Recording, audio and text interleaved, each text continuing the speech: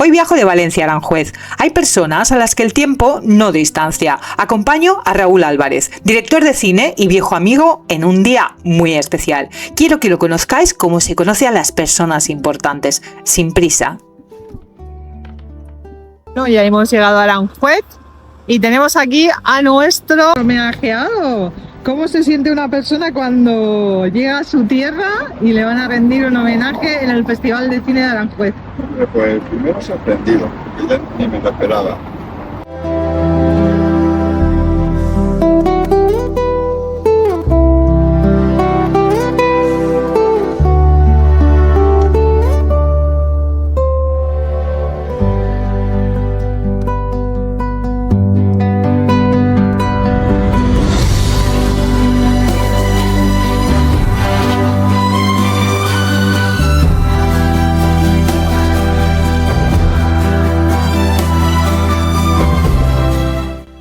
Bueno, Raúl, ya estamos aquí de nuevo, ¿no? Otra vez.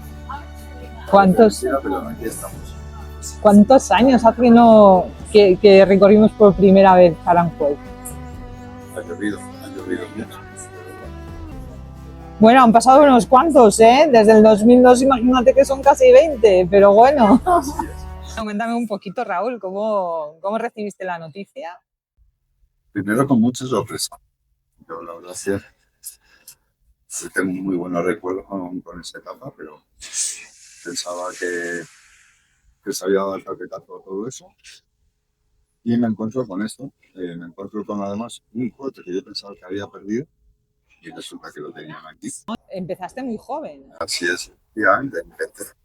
Todavía estaba en la escuela de cine y me lancé al vacío y empecé ya.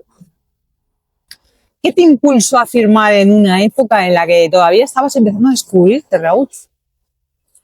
Pues las ganas de contar lo que tenía dentro, básicamente.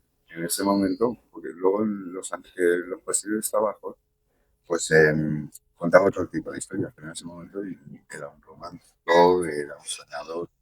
Y bueno, pues necesitaba con mis 18, 19 años pues sacar ese soñador que llevaba dentro. Tienes un gusto muy Tim Burton, ¿no?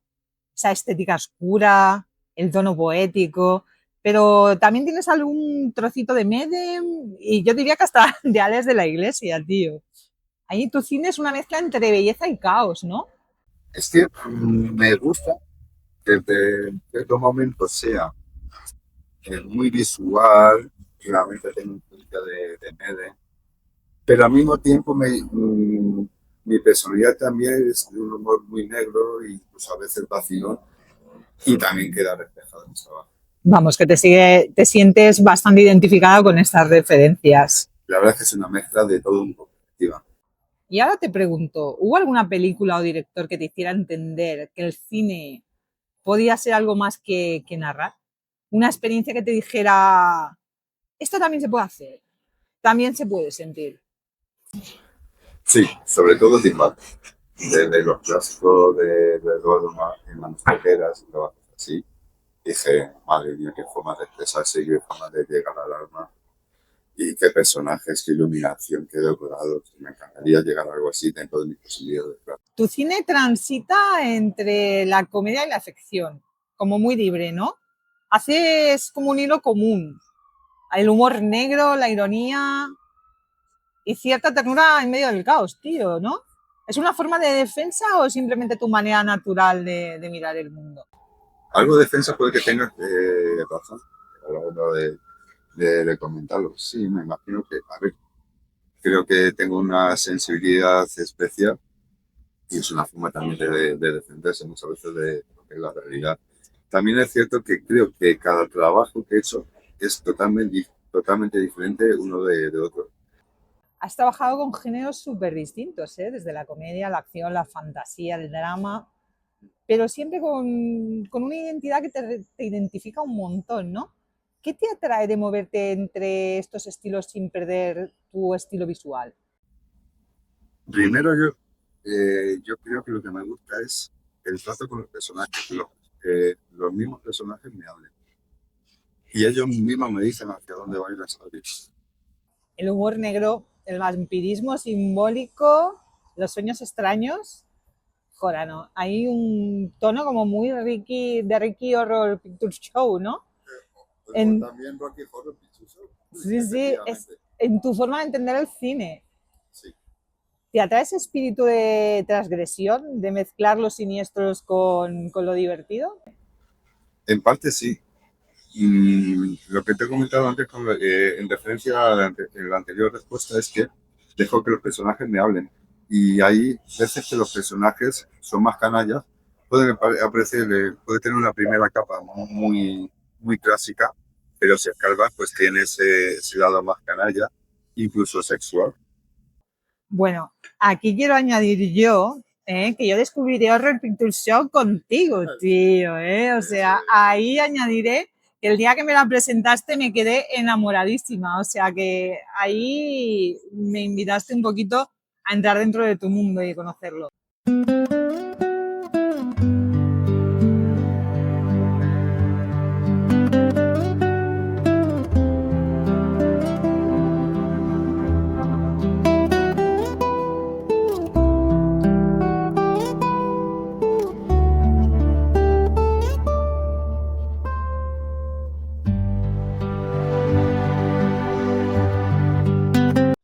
Eso de fondo queda muy bonito. ¿Sabes lo que te digo? Ujú.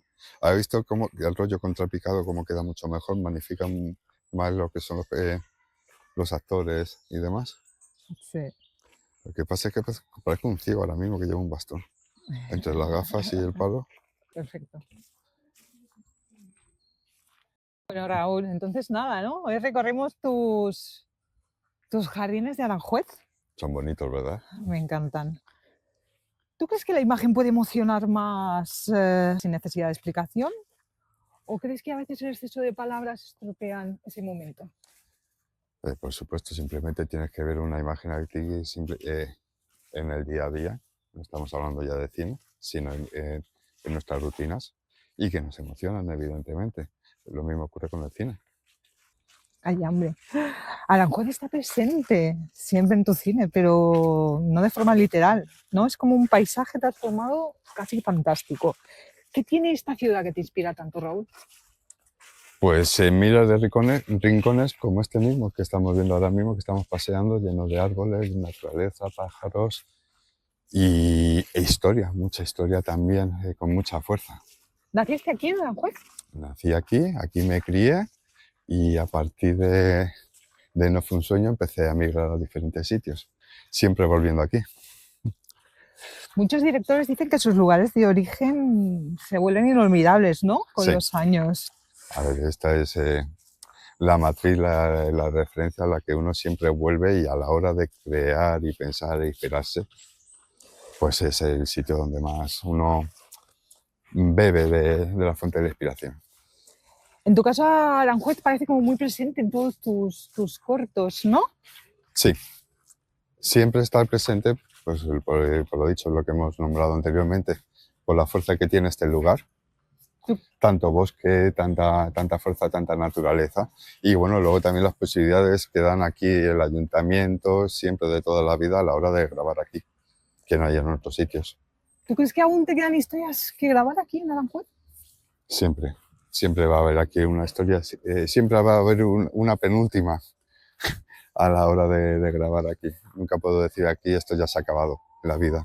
Sí, porque tus 3 cortos están rodados todos aquí en Aranjuez o has utilizado otros escenarios. Así he grabado también en Chinchón y en otros sitios, pero incluso la historia, la ficción se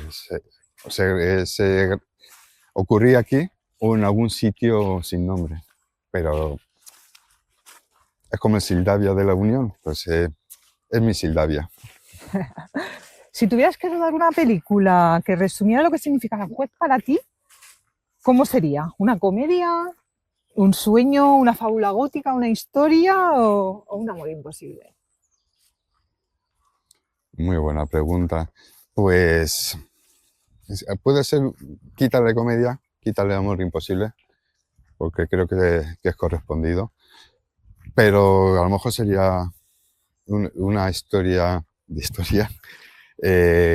algo con mucha fuerza. Por ejemplo, el motín de Aranjuez. puede ser un punto de arranque bestial. Incluso te diría que sería un género histórico de acción, incluso jugando con la ambigüedad femenino. Madre Sería mía. una historia femenina. Bueno, vamos a ponernos un poquito en contexto. Estamos en Aranjuez. Aranjuez, bueno, cuéntanos cosas de Aranjuez. Realmente aquí tenemos el Palacio Real, que era el sitio de recreo, ¿no? ¿Sabes exactamente qué Sí, reyes? el Palacio Real, sitio de recreo de muchos reyes, han pasado varios reyes por aquí. Es famoso el concierto de Aranjuez, el tren de la Fresa, las calles principales, los jardines, aquí hay 2 jardines con muchas historias.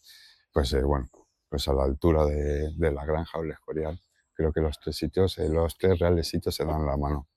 Y nos has hablado del motín de Aranjuez. A ver, nos vamos a situar históricamente. Estamos hablando de finales del siglo XIX. ¿Es posible? Cuando Godoy estaba gobernando y realmente hubo como un motín donde la gente se levantó. ¿Qué sucedió exactamente?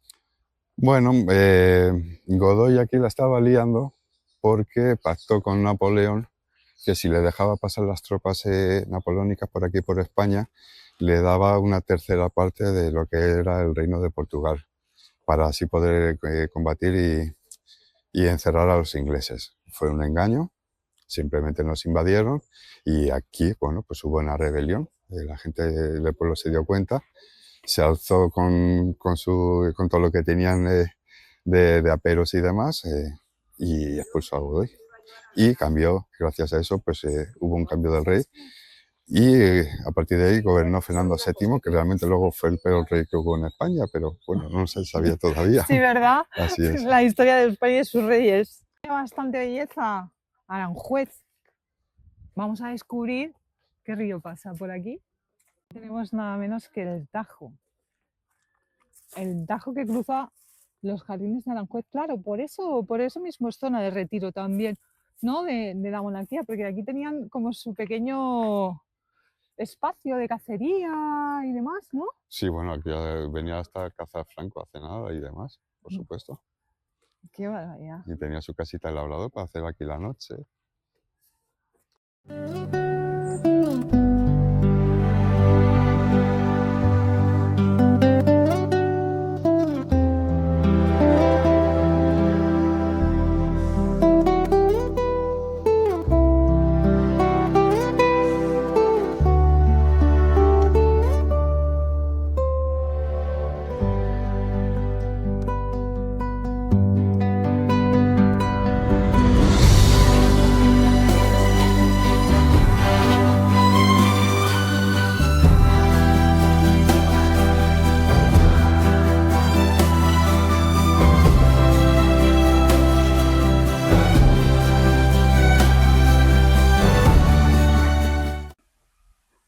Raúl, en varios de tus trabajos hay una estética vampírica, ¿no? Como nocturna, muy gótica, pero también una gran sensibilidad hacia lo bello. ¿Qué te atrae de esa mezcla entre lo oscuro y lo delicado? Que muchas veces es la vida en sí.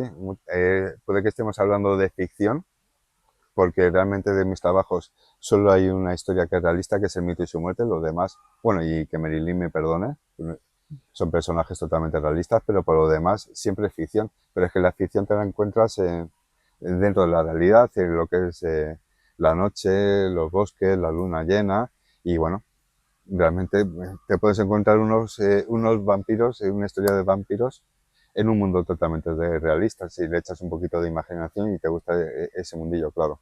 Bueno, en tus historias los monstruos suelen ser más humanos que héroes, ¿no?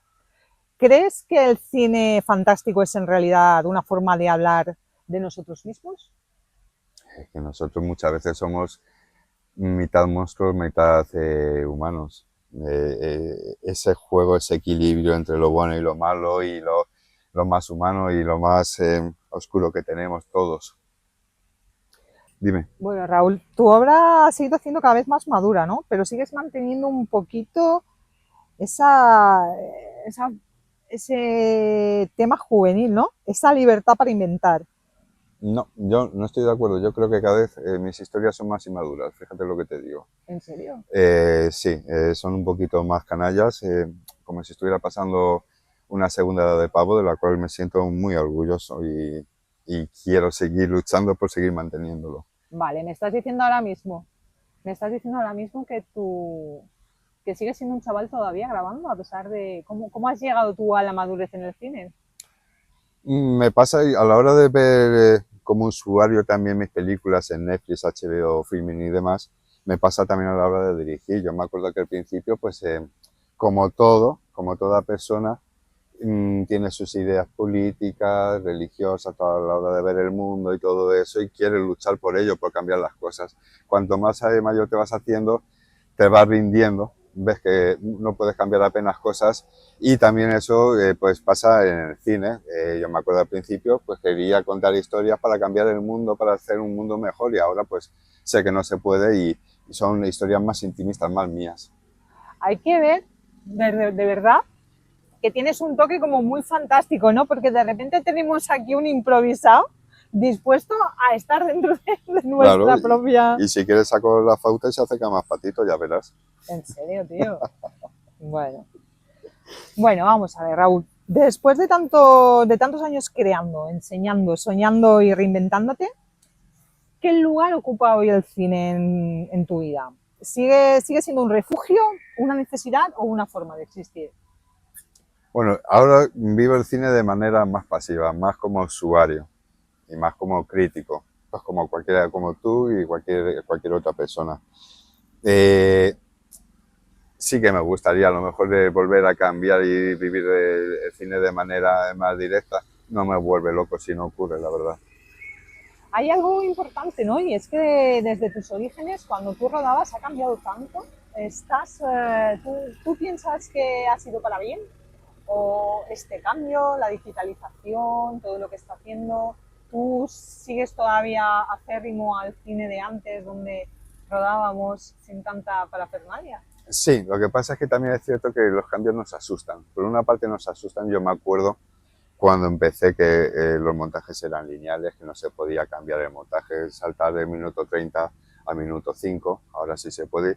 En su momento me costó ese cambio, ahora es lo más natural del mundo, y ahora vuelve a pasar lo mismo con la IA y todo eso.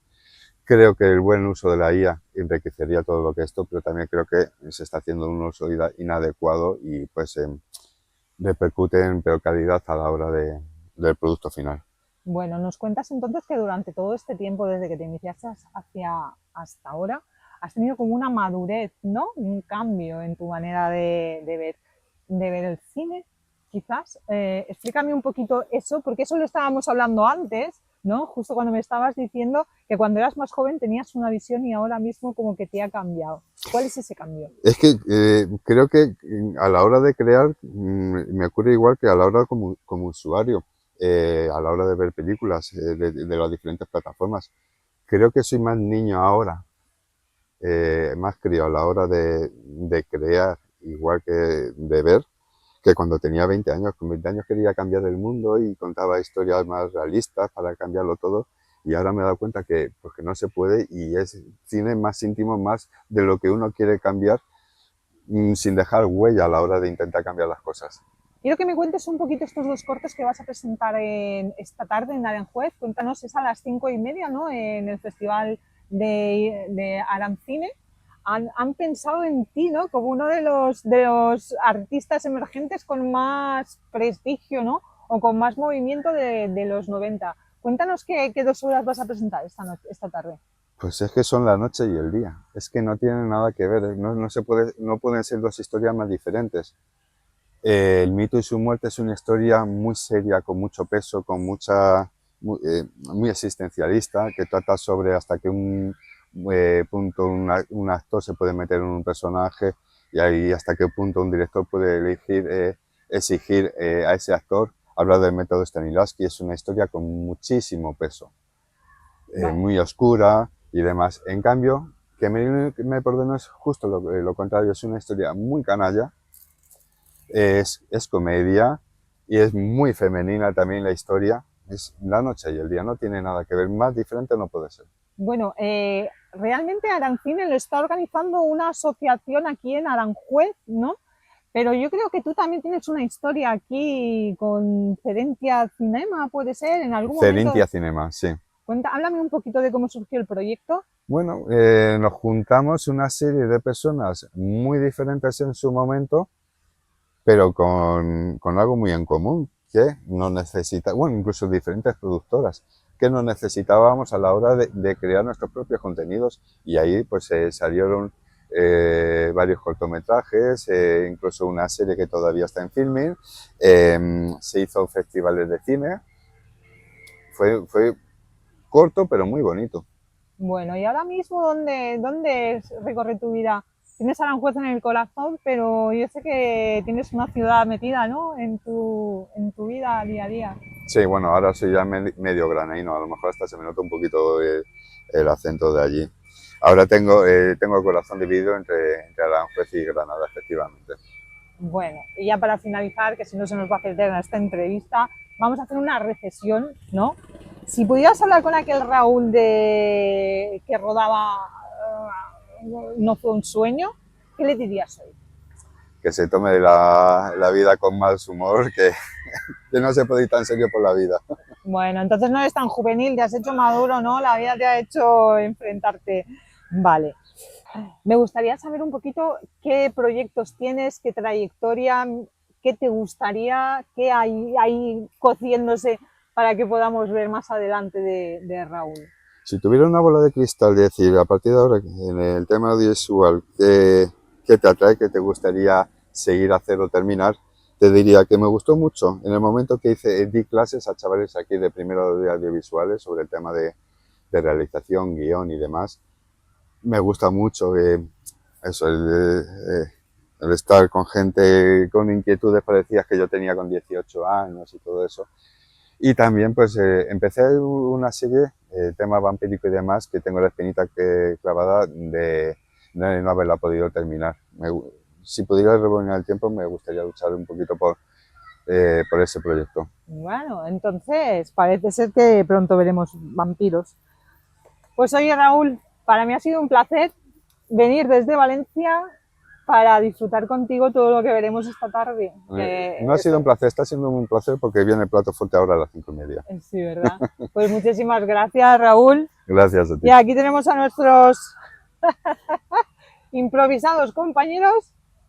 Que se van, que toca, es la hora de la comida. Y ahora nos vamos a comer, Ya hemos hecho la entrevista en los jardines.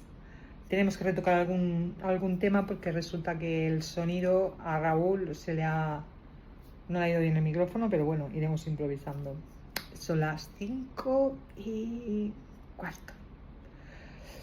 Esperemos que todo salga súper bien. Nos vamos camino del lugar.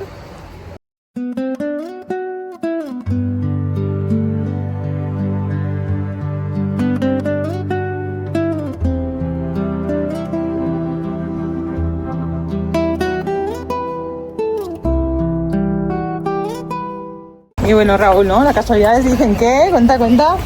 Pues nada, que allí fue donde estrené hace muchísimos años el corto de Marilyn. O sea, volvemos al mismo sitio. ¿Cuántos años habrán pasado? Pues fueron 90. No sé, yo no sé contar tanto. 30 años, tío. Qué viejo eres, Raúl, tío. 30 años. 35. 35, no. 35, no. 25 sí. Vamos a ver. ¿Qué nos depara? Vamos a proyectar dos cortometrajes de aquellos años de Independiente, protagonizado por Carmen Camilo, que nos acompaña y que luego subirá, y El mito y su muerte, ambos dirigidos por Raúl Álvarez, que también nos va a acompañar luego, que ha venido porque no viene al juez y se ha hecho un viaje bastante largo para estar con nosotros.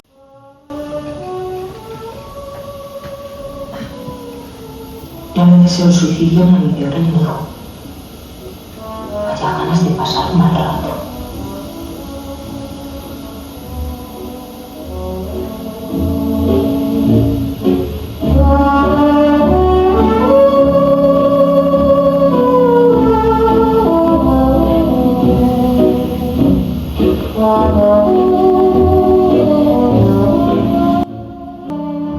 Ese es mi tío.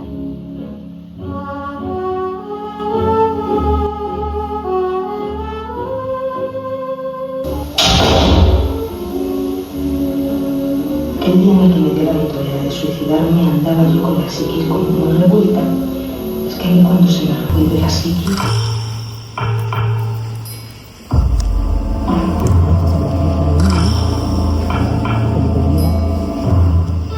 ¿Lo volviste a grabar? ¿Eh? Sí. En la peluquería mía. Como yo había visto uno.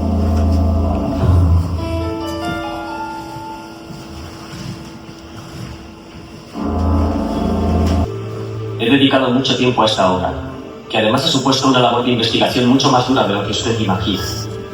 ¿Le da miedo? No, pero... La muerte es la muerte, y todos la tenemos. ¿No la teme usted? Sí, claro. Verá. ¿No ha sentido cierta admiración hacia los personajes perversos cuando los interpreta? No le pido que finja que su corazón late desacompasadamente. Quiero que sus latidos sean irregulares.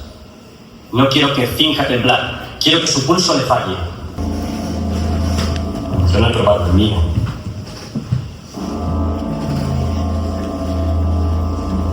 Qué bueno. ¿No lo quiere? Sus manos están frías y siente unas molestias crecientes en el estómago.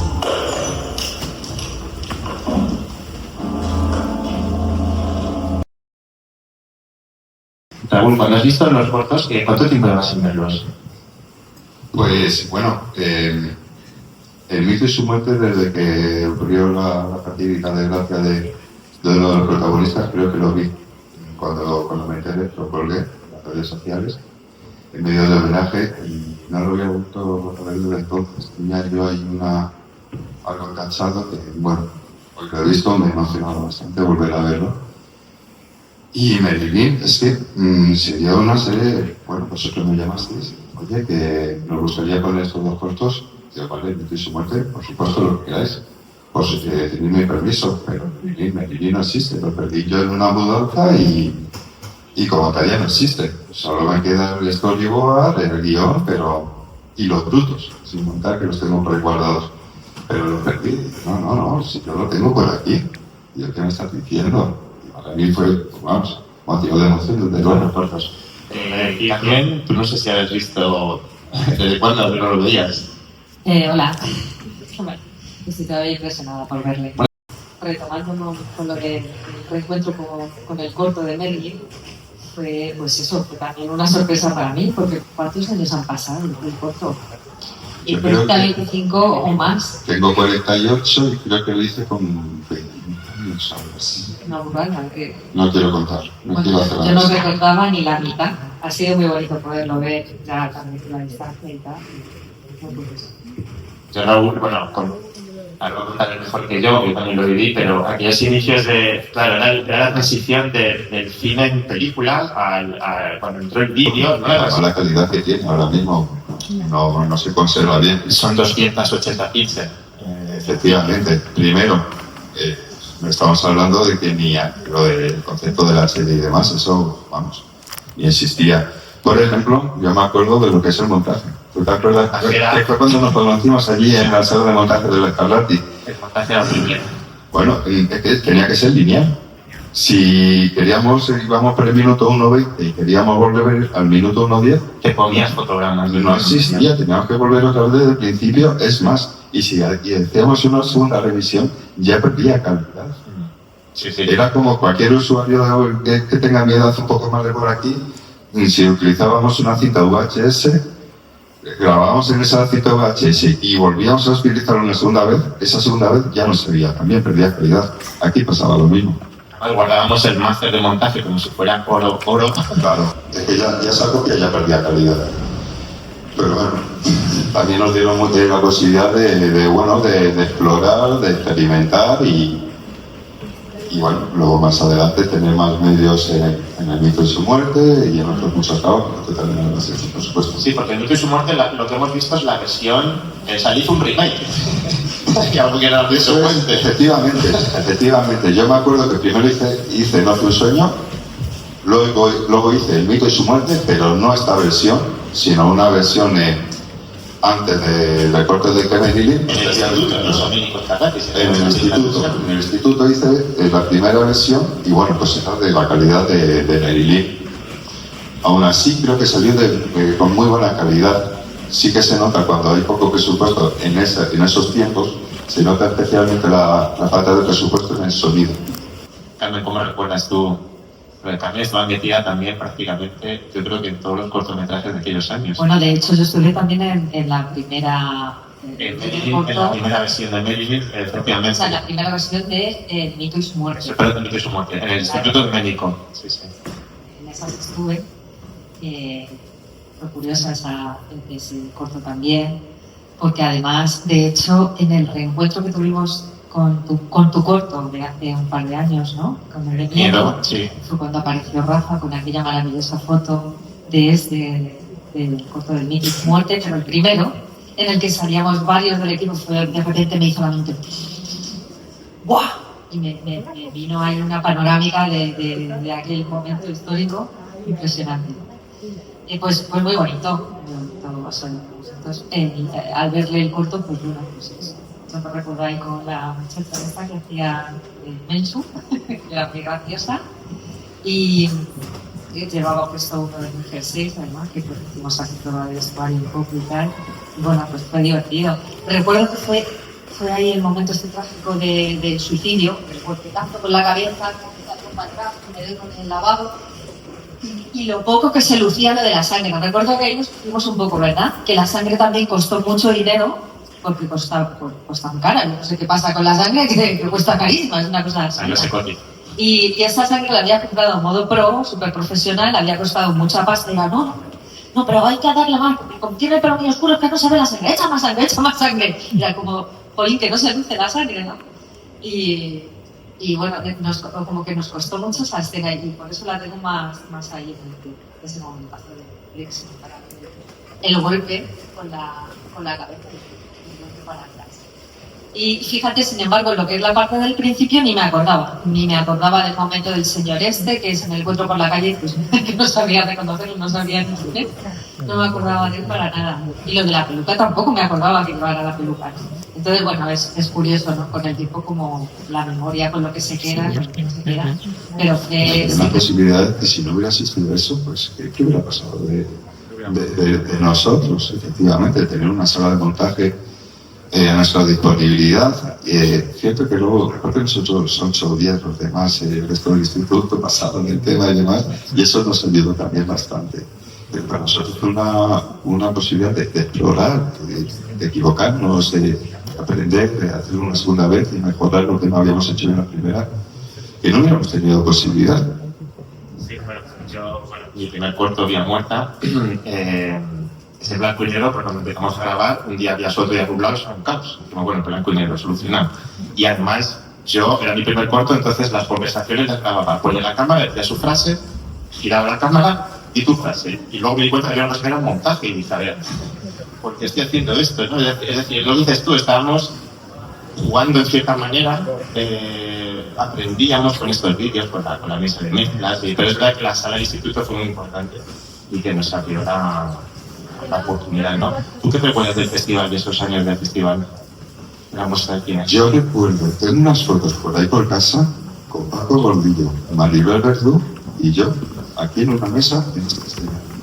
Estrenando No fue un sueño, que fue el primer corto que hice yo, Santiago Segura, Neusa Sexy, poder hablar con ellos, casi te traslasen de tú a tú, sentarnos aquí con gente profesional tan importante en el sector, en ese momento, bueno, y muchos de ellos ahora. Era único, era un sueño. Yo recuerdo mi primer corto, y que dije que no pinto nada ahí, además, y me subieron aquí con Juan Carlos Fernández, una TGZ, que les llamaba, de Dios, que vuelvo ahí.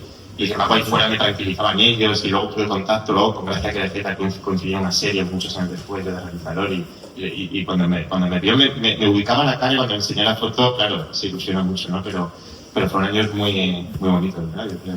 Desde luego son recuerdos inolvidables. También me pasa como a Carmen, cosas de los cortos que hemos estado viendo, no me acordaba de cosas. Sí que me acuerdo del final de ambos, ya cuando Carmen está con la peluca ahora se vuelva cuando Dani ya está encima del escenario de su muerte, pero cierto, a mí me ha pasado lo mismo. No me acordaba de muchas cosas que ocurrían en los cortos.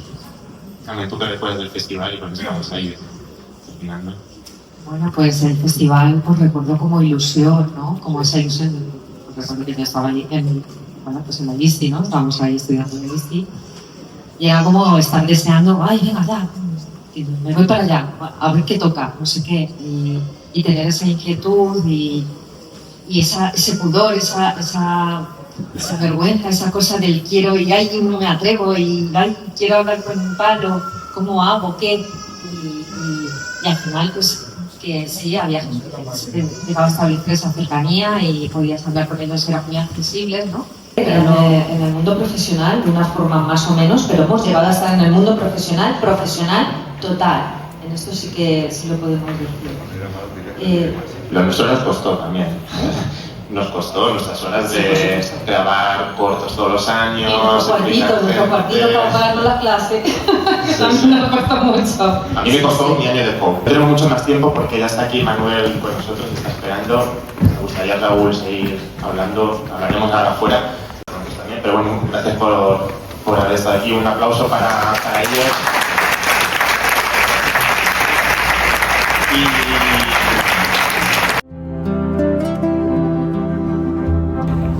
Bueno, pues la verdad es que después de ver el mito y su muerte y ver a Raúl, me han venido un montón de recuerdos súper bonitos de aquel 2002 en el que me vine a Madrid a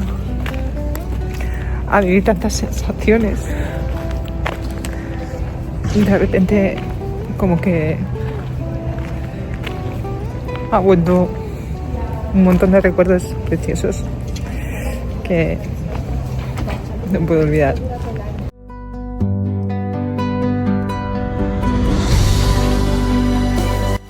Hay días que no se viven, se guardan. Esta tarde en Aranjuez ha sido uno de esos momentos en los que el tiempo se afloja y el cine vuelve a ocupar el lugar que le pertenece, el de la emoción compartida. Aranjuez tiene algo especial, no solo por su belleza, por su luz o por sus calles, sino por su gente, por esa mirada cinéfila que sabe escuchar, esperar y sentir.